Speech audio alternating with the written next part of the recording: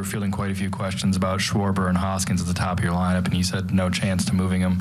Since then, they've had a lot of big home runs. They're at the center of everything tonight. What does that say about them, and what gave you the confidence this was coming?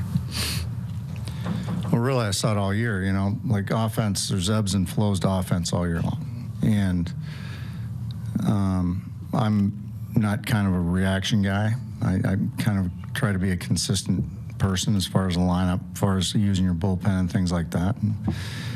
And you know, those guys can hit, and you know they're going to come out of it. So, and what they do is they work at it, and they're constantly in the cage. They're constantly working at, looking at film and trying to get better and trying to improve their swing. And if they're not feeling right, they do whatever's necessary to get back to where they're feeling right. And then just how big was the timing of their rallies tonight? You fall behind by 4, Schwarber gets on, and then same thing in the 5th, Soto homers. Yeah, I mean, that's been this club all year. They just don't quit. They're resilient. They keep coming. They keep fighting. Never think you're out of a game. And the bullpen did an unbelievable job to hold that thing in check. I know, you know, Bragi comes in and gives up kind of a soft hit to Kim, and Brad hung a breaking ball to Soto, but other than that, they did an unbelievable job.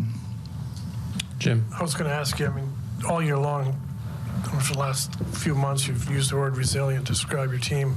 Down 4-0 early and then down again in the middle innings.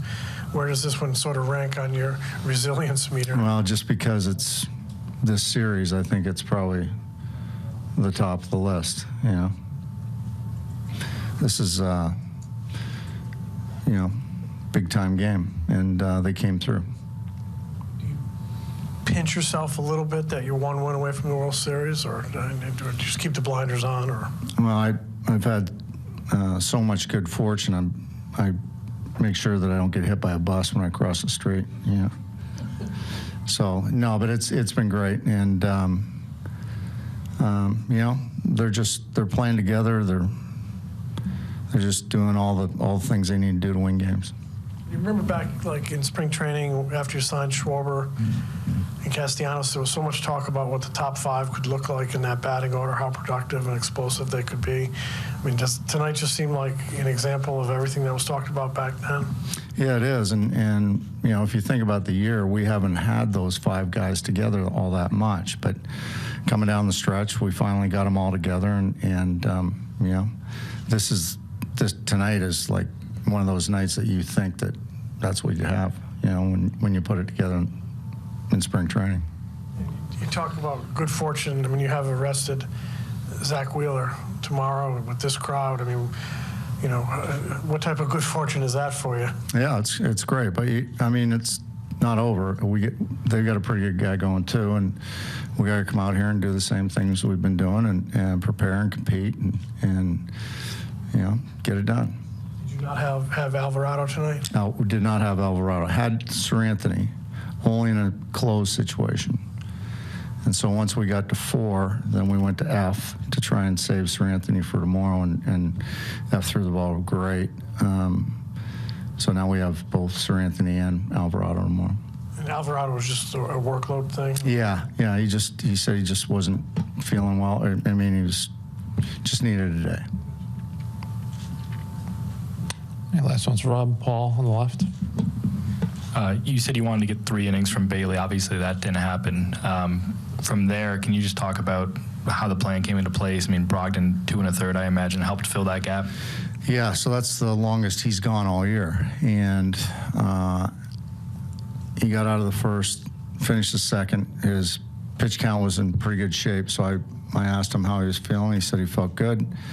I said, "Are you okay to take down another inning?" He said, "Yeah, I want it." So we ran him out, and he pitched great. He really saved us tonight. I mean, those were, even though they were early innings, he pitched great and got us to the point where, you know, we could finish the game without, you know, putting anybody at risk. You touched on it a little bit, but all the talk about 5 games, 5 days, bullpen, all this, you go into tomorrow a chance to clinch with Wheeler, Alvarado, Dominguez lined up. I mean, is that as good as you could have hoped for? Yeah, I mean, yeah, really. And we've got pretty much everybody. You know, I hate to tell everybody what we've got when we don't have, but obviously if you can do the math, we probably don't have Brogdon tomorrow. And Eflin will be a question mark, so that'd be 3 days in a row. Syndergaard did a great job as well because we needed that bridge to get to the end of the bullpen, but everybody else should be available, so we're in good shape. Any last ones for Rod? All right, thanks for coming in. We'll see you tomorrow. Do you want a sports network that delivers everything that matters about the game? The highlights, the picks, the instant analysis, no yelling, no fake debates, no politics. Hit the subscribe button and never miss a moment.